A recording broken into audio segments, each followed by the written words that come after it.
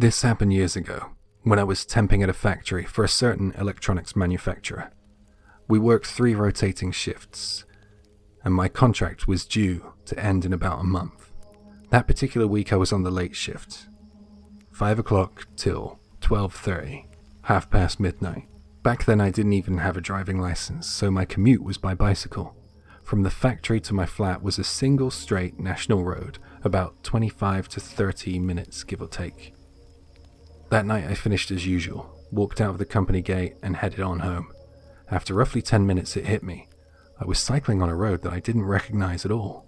For a moment I thought, you're knackered from work and you must have taken a wrong turn without noticing. But the way home is literally one straight road, and I've been doing this run for over a year. There shouldn't have been any way to mess it up. The road I was on looked like a national route, a proper carriageway with proper markings, and apart from being unfamiliar, nothing about it seemed odd.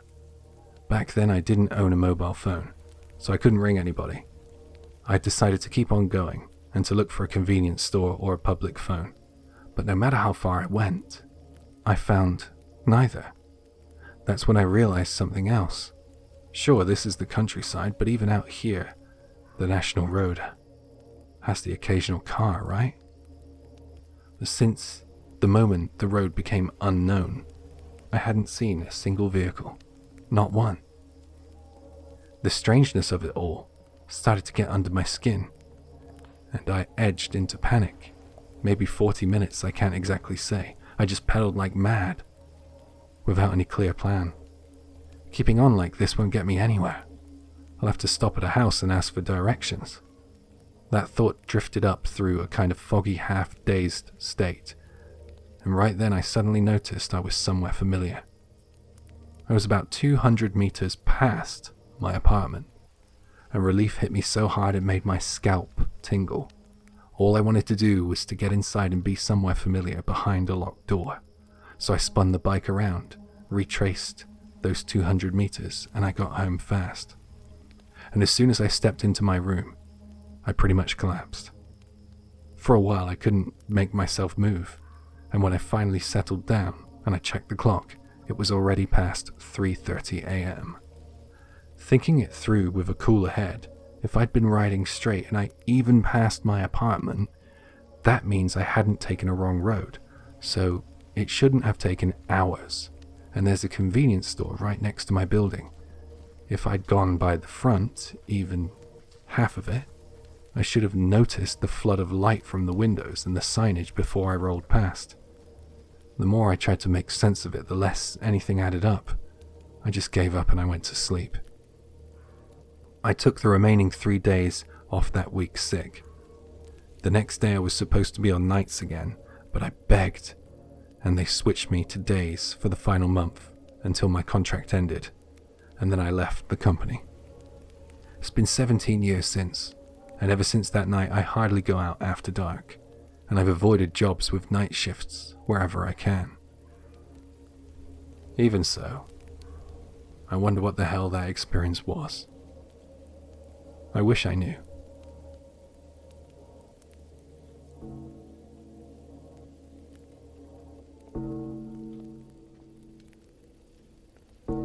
From my last year of high school, and for a few years after, apparently my doppelganger would show up from time to time. I've never actually seen it myself.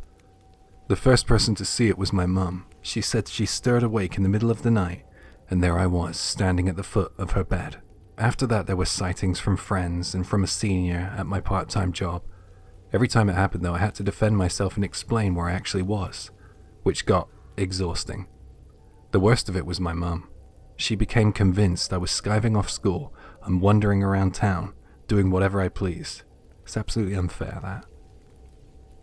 I wanted to chalk it up to mistaken identity, a look-alike in the wild. But even my mum said she'd seen me more than once, and that makes the odds of a simple coincidence feel pretty thin. The last reported sighting was a few years later, after I started working. A colleague said he spotted me, in the middle of the night, standing by the vending machine. He called out, and I apparently answered him normally, full of conversation and all. Next day he asked me, "So, what'd you end up buying?" And I was confused. I had no idea what he was talking about, so I asked for the full story, and he said he chatted with me about drinks, and that I was torn about what to choose. Since then, there haven't been any more sightings of the doppelganger. Or maybe I just haven't been told. And it really freaks me out to think that there's someone out there that looks exactly like me, talking to my friends and family, and getting up to who knows what.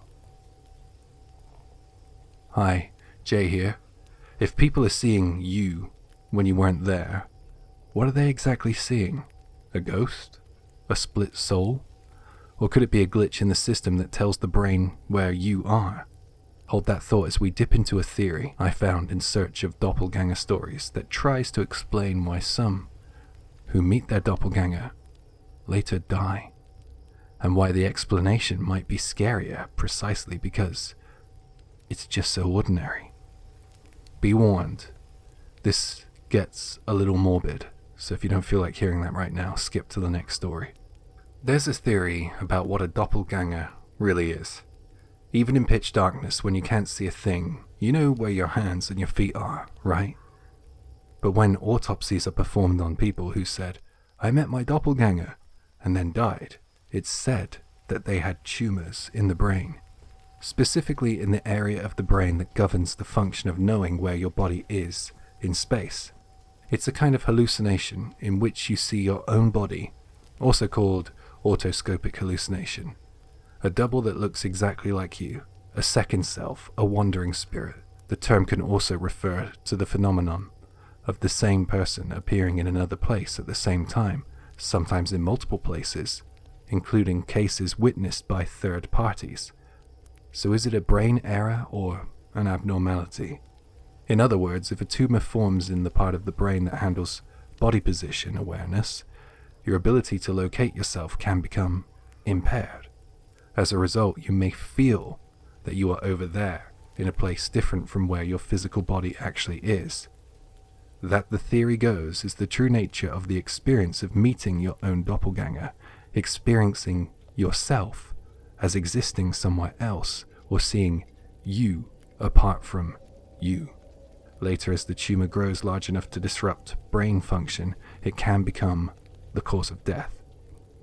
The chain of events is said to be the origin behind the phrase, "If you meet your doppelganger, you'll die," which is something I've seen quite a lot of in these Japanese stories. I'm not sure if that's the same worldwide. Let me know in the comments. That said, it isn't clear how far this theory has been rigorously tested, because how can you? Anyway, I found an account that I think kind of lines up with this theory. My cousin has a brain tumor and has had 2 surgeries so far. At first, his crash was written up as a single vehicle accident caused by dozing off at the wheel.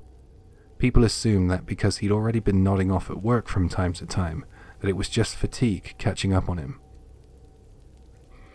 However, after he had the same accident a second time and was brought to the hospital again, the doctors said, "Twice is strange," and ran through tests and discovered the brain tumor.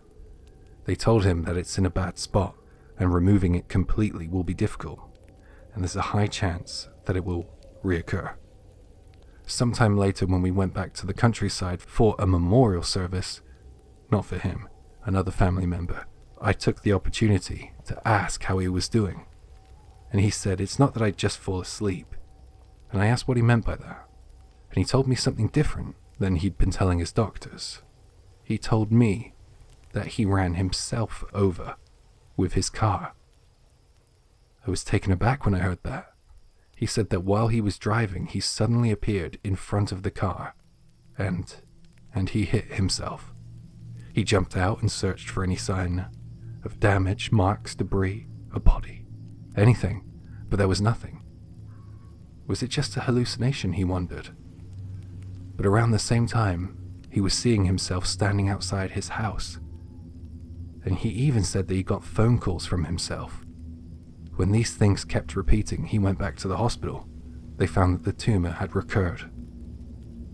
After that memorial, he was scheduled for a second surgery. As an aside, during that period my cousin had become startlingly overweight.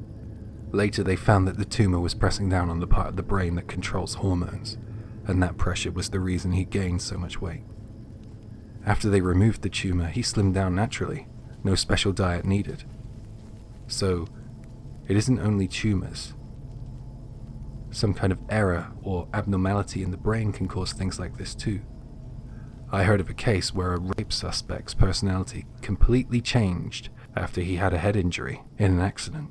And there are reports that a high percentage of people who committed mass murder show abnormalities in their brains.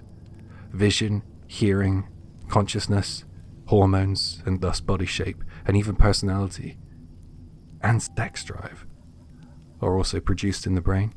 That's why brain tumors are truly terrifying illnesses. Closing thought to ponder on here though. If the brain writes the map of where I am, then a tiny smear on that map might be all it takes to draw a second you. Whether that makes the legend less supernatural and more unsettling, I'll leave you to decide when we move on to the next story.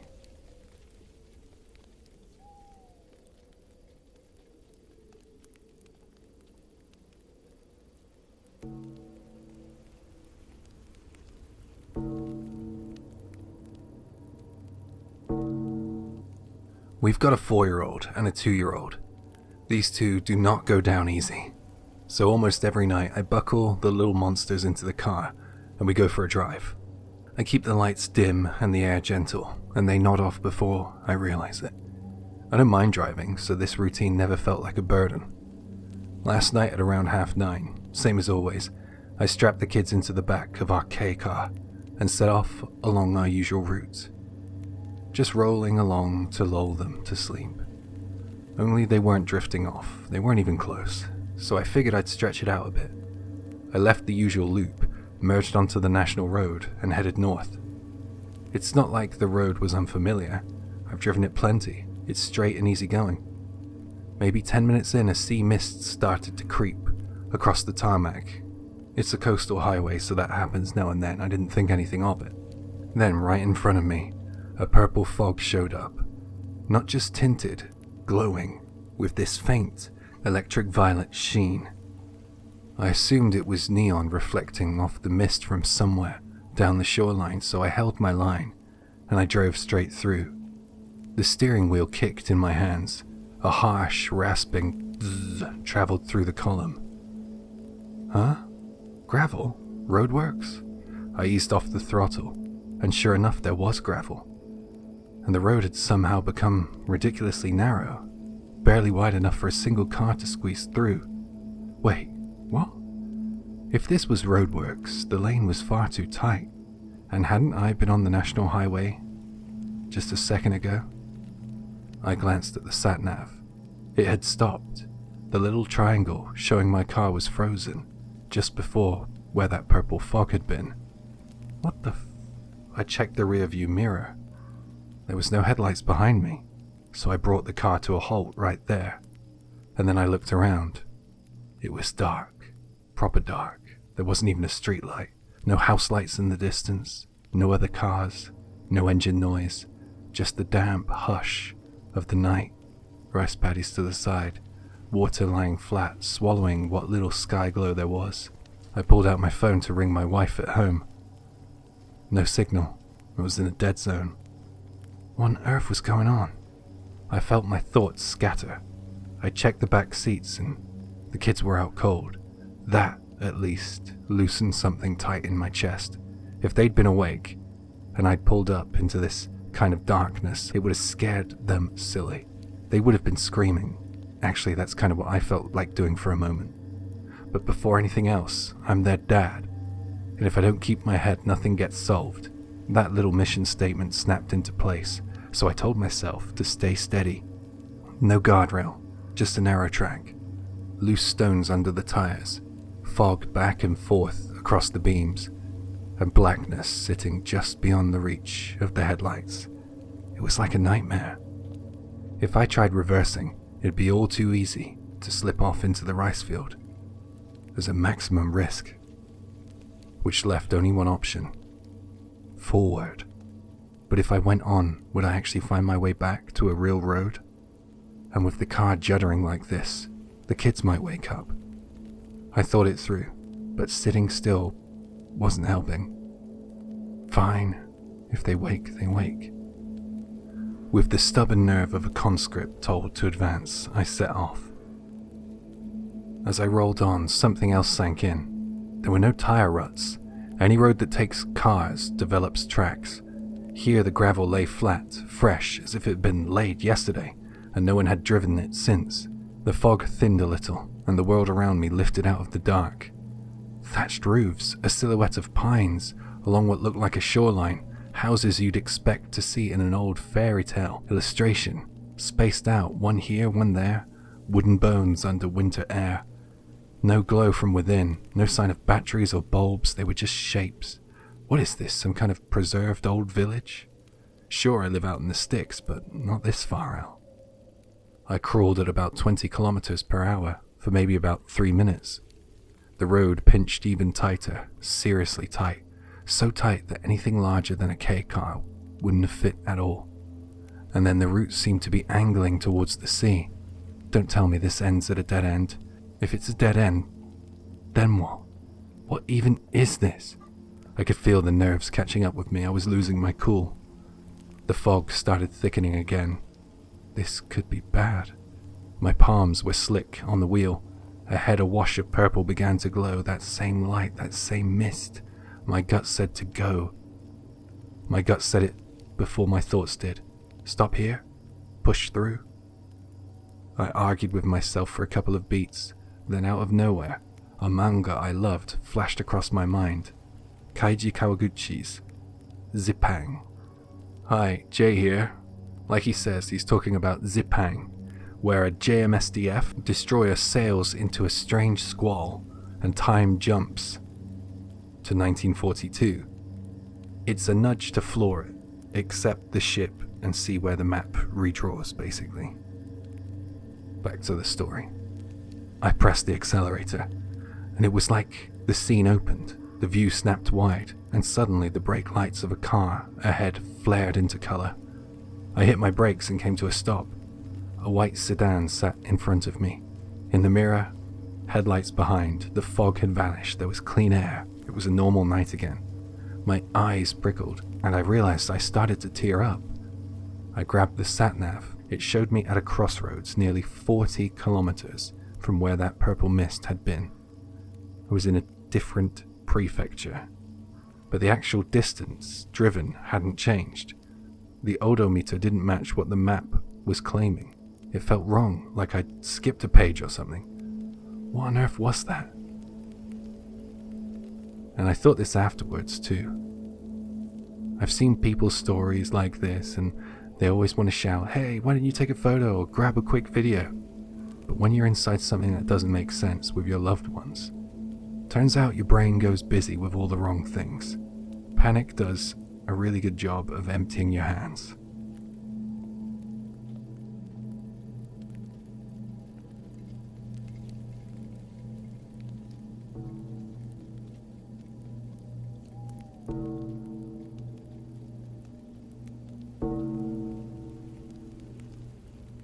When I was small, my dad couldn't stand me. From as far back as I remember, through about the middle years of primary school, I can't recall one single good memory. Anytime he spoke to me, it was with sarcasm or something mean, and his go-to line was, "There's no way someone like you could be my kid." He said I didn't have the right to make any friends, and making friends and going out to play were off limits to me. If I spilled any food or so much as a drop of water at dinner, or opened my mouth at the wrong moment, there'd be punishment, sharp enough to keep me quiet next time. I learned to sit still and speak as little as possible, or else the belt or a lit incense stick would come out for me. I never once saw him smile. We never went out as a family, on long weekends or holidays. We never took any photos together. He didn't even come to a single school event of mine, and I was scared of him. So at night, on days off, I shut myself in my room, apart from bath and meal times. And there's a blank in my head where years 5 and 6 should be. And it's not totally black, it's just, when it comes to family, I can't really remember anything. So once I entered junior high school, the fear wasn't just gone. My relationship with my dad was actually really good. On long weekends, we'd take day trips, and on ordinary days off, the whole family would go shopping or for a drive. Yesterday, I had a reason to stop by my parents' house, and out of nowhere, all that old stuff just bubbled up, and I thought I'd at least lob one snide comment at my dad about those days. So I brought it up, like a bit of harmless reminiscing. Dad and Mum just stared at me though. Eyes round, faces blank. I tried to tease them and I said, "Hey, don't dodge it. Own it." And they just stared. And then my mum snapped at me. "How can you say something like that about a father who doted on you?" She yanked out 2 photo albums and pushed them at me. Inside were photos of when I'd just been born all the way up to when I finished high school. Most of them had me with Dad or Mum. And there Dad was, holding me as a baby. And there was one of me in my little kindergarten uniform, his face soft with a careful kind of affection and pride. And Dad and me were there doing the 3-legged race at sports day. Dad was also giving me a shoulder ride, while I'm clutching my graduation certificate, drowning in an oversized school jacket. But none of it rang a bell. What is this? Is it just my memory being wrong? If it is, then I've somehow erased every happy moment with my dad and my family and written over the gap with some really terrible things. And if that's true, I can't tell you how much I hate that I did that. So there's 2 childhoods stitched together. One where I kept my head down, one where I smiled for the camera. The albums smell like plastic sleeves and dust. The dates are right, it all checks out, the faces are the same, they're ours. Maybe there was never a secret to uncover. Maybe it's only a tape splice in my head that's wrong. Or maybe someone did the splicing for us, sliding new scenes over old ones until no one could swear which is real. Mum and Dad still insist it was love, but my skin remembers something else. Between their certainty and what I carry, there's a narrow space that won't close, just wide enough for a family's lie, or a handful of stolen memories to fall through.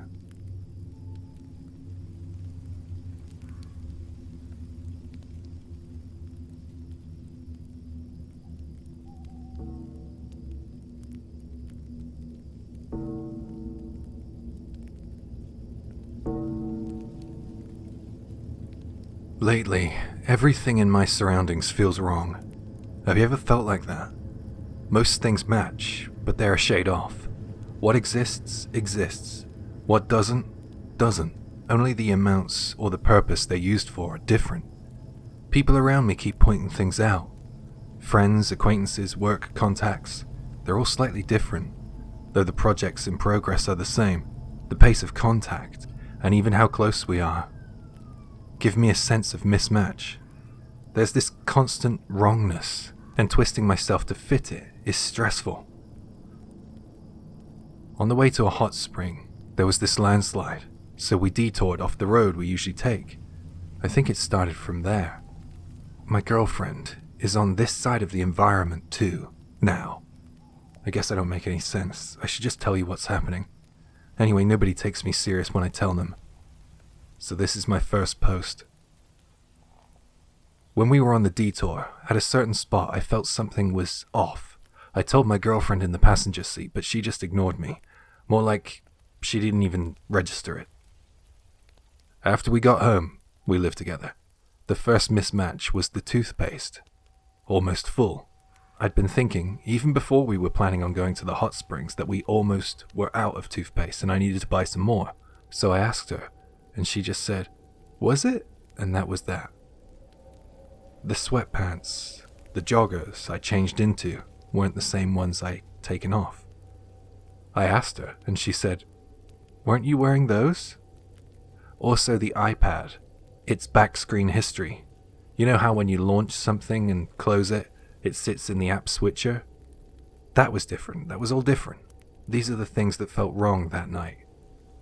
That light skewed sense of just plain wrongness has kept going continuously, Everything that's happened after we took that detour has internal consistency, no mismatch. But it's the things from before we took the detour that don't line up with the present environment. So I'm living day to day, forcing the edges to meet. And because of that, the number of these mismatches is gradually decreasing. But I can't accept any of it at all. There are other past things that feel off in the present too. Even the dish we ate at an izakaya last year isn't how I remember it. By the way, I was worried about all this, so I went to the hospital and got checked out for early onset dementia, but the results were normal. Hi, Jay here. Someone comments on this post with the following statement. Any further comments in this story will come through in this style. You mentioned your closeness with friends and co-workers is different now, and that part really stands out. Yeah, the closeness with friends, acquaintances, and company contacts feels off. Someone who never invited me to lunch at work now casually invites me, and it feels like we do it often. The content of promises we made are a little different as well. A friend I was supposed to lend a backpack to. There's a mismatch in the size and intended use we discussed. I'm ad-libbing my way through all these mismatches. I find that I really have to be on my toes because I have no idea what's coming next. Even favorite foods feel wrong. I'd say to a friend, "You like Doden, right?" And my friend would say, "Who are you talking about?" Then I'd reply with, "Well, you." And then my friend would say, "Oh, that's not me, that's so-and-so you're thinking of. I'm not into that." It's like that. My memory shouldn't be off. I've known this guy for a long time. Since the detour, that kind of wrongness has been ongoing. Is it me that's off, or is everything else? I walk around with that thought lodged at the front of my mind. A mind I'm not quite sure is still mine. Is it me or the world? Is it me or the world? The hospital results say that my head's fine, so I'm not mentally ill. Apparently. Do you have any records, Twitter or whatever, that would show contradictions before and after that detour? Also, why don't you try keeping a written log of what's happening now, then go through the detour again and compare? I've never used Twitter, Facebook or Instagram, so there's nothing to check there. As for the detour, I suggested going back actually, and I invited my girlfriend, but she really wasn't into it. So we decided to go on a different drive. I keep thinking she fits this place better than I do, this thing that I can't even name. At that point on the detour where it went strange, I did ask her, "Doesn't this feel off?" And she acted like there was nothing to notice. Maybe that's where it all changed. For the record, I'll admit it. I'm too scared to go to the detour alone, so I haven't gone. Plus, I don't know what will happen if I go back there. Back to that detour. Will it get better? Or could things get even worse? Is it just that I don't have the nerve? Should I go? I'm trying to make up a mind that might not be mine anymore. Or maybe everyone, including folks here, knows something and you're just hiding it. I do want you to try the detour, but going doesn't guarantee you'll get back to your original world, you know, LOL. Worse would be landing in a world with an even bigger mismatch. Your girlfriend doesn't exist, your job's different, that kind of thing. If you've got any occult-loving friends or something, they'd probably be thrilled to go with you. You got anyone like that in your life? Also, I'd like to look at the detour and the surrounding area. Can you tell us exactly where it is? Well, I'll write a bit more about the detour. We were going to the hot spring for my girlfriend's skin condition, for therapeutic bathing. We went every week, so the route's familiar. There was no chance of getting lost. It's not a lone bathhouse in the mountains. It's a corner of a hot spring town. From the city, it's almost a straight shot, about an hour. That said, to get there, you have to pass through the mountains. It's a prefectural road, a normal paved road, properly maintained. We usually go on Saturday or Sunday. This time, there was heavy rain. The emergency alert pinged our phone about a landslide, and we checked Google Maps. The usual prefectural road was closed. We judged we could probably go if we came in from here instead and phoned the hot spring. They said you can come via the detour, so it's fine. We decided to go on whichever day of the week had better weather, and turned in for the night. Saturday there was rain, so we gave up. Sunday looked cloudy, so we decided to go and set out by car. Once we drove into the mountains, the weather started to go bad. Rain started to set in. It got heavier and heavier. It was a full downpour. We were wavering on whether to keep going when we reached the point of the detour and checked Google Maps. But it was a little different from what I had checked beforehand. There were 2 detour roads now, both about the same length. Not long at all. Unfamiliar roads, but they looked like ordinary paved roads, no obvious problem. There were arrow signs for the detour too. Figured if we just followed the arrows, there'd be signs pointing to one of the other 2 detours again. So we entered the detour and drove. It was pouring, but I thought, it's the back half of the distance anyway. For the record, my memory is crystal clear. Same for the conversation with my girlfriend. As we drove, the rain eased to light showers. I was thinking, good, maybe no more landslide risk. On Google Maps, the split in the detour didn't look too far up ahead, but there were no signs and no fork. It was just a single road. So there was no way we were making a wrong turn. And this road, it went on so long. I got uneasy, and I tried to check Google Maps again, but I couldn't view it because we were out of service. So I asked my girlfriend if we should turn back. We're not lost, right? It's a single road, she said. So we kept going. Even though it was midday, it was gloomy. Weather that just feeds anxiety, you know? After a while, a fair distance, I was thinking, I never knew this road was out here. And then there was a fork in the road ahead. No sign, no arrow. On Google Maps, either path should have worked for us for the detour, so I chose random. Probably because it was the easier looking way. After that, we drove for another while, and we were talking. This detour is long, huh? Normally we'd be there by now. She said, that's because it's a detour, isn't it? I remembered that. But the distance I remembered from the Google Maps and the distance we traveled in the car was wrong. I know it was wrong. It felt far too long. So this is where I am today. I tell myself it holds together, so long as I go along with it. The toothpaste will be full until it isn't. The sweatpants will be the ones I remember until they're not. I take lunch invites I never used to get. I nod along when somebody else's favorite food is suddenly mine. And she moves through it all like it matches, like this is where the map was headed the whole time. Some nights I hold the car keys and I replay that stretch of road. If I ever go back to that fork in the road, I'll let you know. Until then, I'm still learning the rules of this version and pretending that they were always mine.